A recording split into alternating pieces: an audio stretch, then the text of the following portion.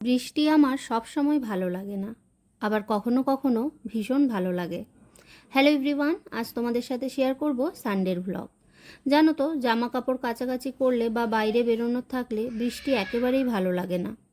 তবে জানালার ধারে বসে বৃষ্টি দেখতে আর বৃষ্টির ওয়েদারে জমিয়ে খাওয়া দাওয়া করতে বেশ ভালো লাগে।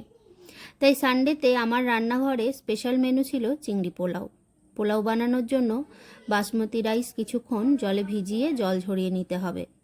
তারপর চালের মধ্যে নুন, হলুদ, কুচনো পেঁয়াজ, গ্রেট করা আদা আর সর্ষের তেল দিয়ে ভালো করে ম্যারিনেট করে রাখতে হবে। হাঁড়িতে সর্ষের তেল গরম করে তাতে তেজপাতা, শুকনো লঙ্কা আর গোটা গরম মশলা ফোড়ন দিয়ে নুন হলুদ মাখানো চিংড়ি মাছগুলো দিয়ে ভালো করে ভেজে নিতে হবে। তারপর ম্যারিনেশন করা চালটা দিয়ে আরও একবার ভালো করে ভেজে নিতে হবে।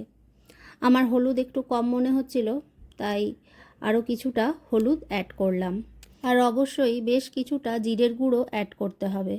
তারপর পরিমাণ মতো জল দিয়ে ঢাকা চাপা দিয়ে একদম লো ফ্লেমে রান্না করতে হবে।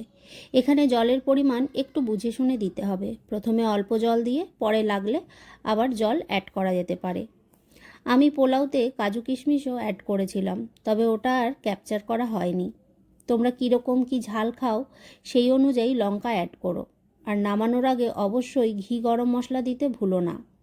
আমাদের বাড়িতে সাধারণত চিংড়ি পোলাওয়ের সাথে ডিম কষা রান্না হয়, তবে আজ কম্বিনেশনটা একটু চেঞ্জ করলাম। খেতে কিন্তু দুর্দান্ত হয়েছিল। আজকের ব্লগটা এখানেই শেষ করছি। দেখা হচ্ছে তোমাদের সাথে পরের একটা ব্লগে।